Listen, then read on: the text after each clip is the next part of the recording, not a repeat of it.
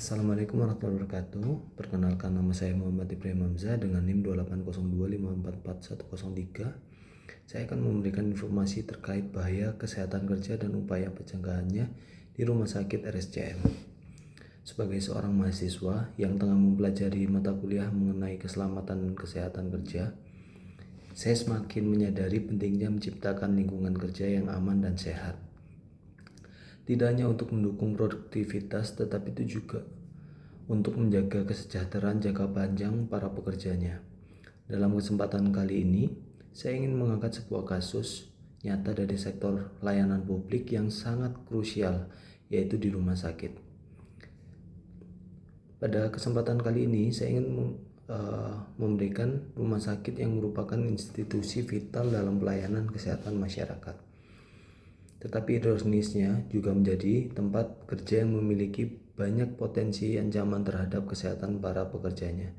Salah satu rumah sakit terbesar dan tersibuk di Indonesia adalah Rumah Sakit Umum Pusat Nasional Dr. Cipto Mangunkusumo RSCM di Jakarta. Sebagai rumah sakit rujukan nasional, RSCM memiliki ribuan tenaga medis dan non-medis yang bekerja dalam tekanan tinggi setiap harinya. Ancaman kesehatan kerja di lingkungan rumah sakit seperti ini tidak hanya bersifat fisik tetapi juga mental dan emosional.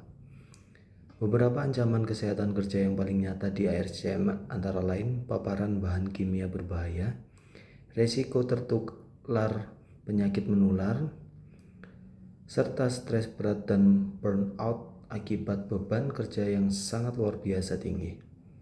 Yang pertama adalah ancaman dari bahan kimia berbahaya sangat nyata dalam kegiatan operasional rumah sakit.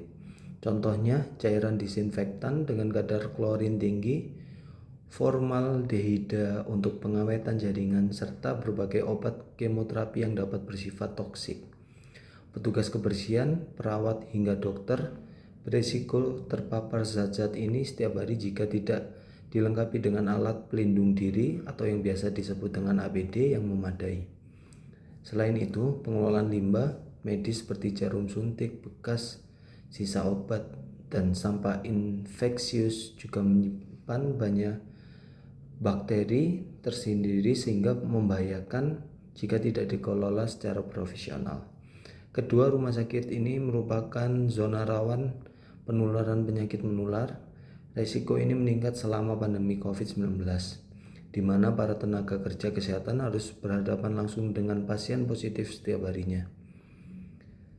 Di RSCM misalnya tenaga kesehatan harus menggunakan APD level 3 saat menangani pasien COVID.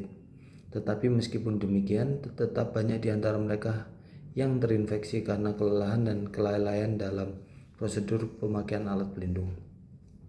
Yang ketiga, mungkin paling kurang terlihat adalah ancaman burnout atau depresi kerja, beban kerja yang berat dan jam kerja yang panjang, dan situasi emosional saat menghadapi pasien dalam kondisi kritis sering membuat para tenaga kerja medis berada dalam tekanan psikologis yang tinggi. Dalam wawancara yang diliput oleh berbagai media nasional, banyak tenaga kesehatan RSCM menyatakan mengalami stres berat bahkan trauma setelah masa puncak pandemi COVID-19. Jika gejala ini dibiarkan, bisa menyebabkan penurunan kualitas layanan bahkan gangguan psikologis jangka panjang. Untuk menangani hal ini, yaitu RSCM telah menerapkan beberapa kebijakan dan upaya pencegahan.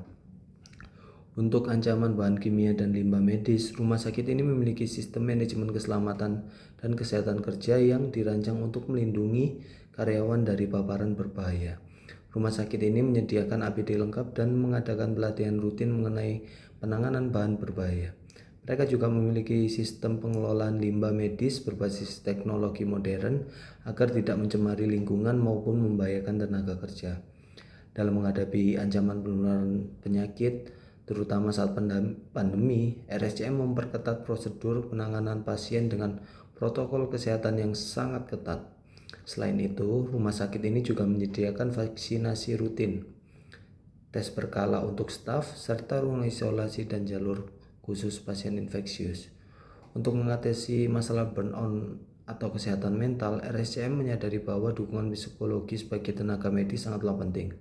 Karena itu mereka menyediakan layanan konseling psikologis internal, mendirikan ruang istirahat yang nyaman bagi staf medis, dan menerapkan sistem rotasi kerja agar tidak menjadi kelelahan kronis. Pihak manajemen juga mendorong terciptanya lingkungan kerja yang suportif di mana rekan kerja dapat saling mendukung secara emosional dan profesional. Saya belajar bahwa keselamatan dan kesehatan kerja bukan hanya soal regulasi, tetapi juga menyangkut kemanusiaan setiap pekerja. Apapun posisinya, mereka memiliki hak untuk bekerja dalam lingkungan yang aman dan sehat. Dan sebagai generasi muda yang akan memasuki dunia kerja, penting bagi saya untuk membawa kesadaran ini dalam setiap institusi tempat saya berkarya nantinya. Terima kasih, sekian dari saya. Wassalamualaikum warahmatullahi wabarakatuh.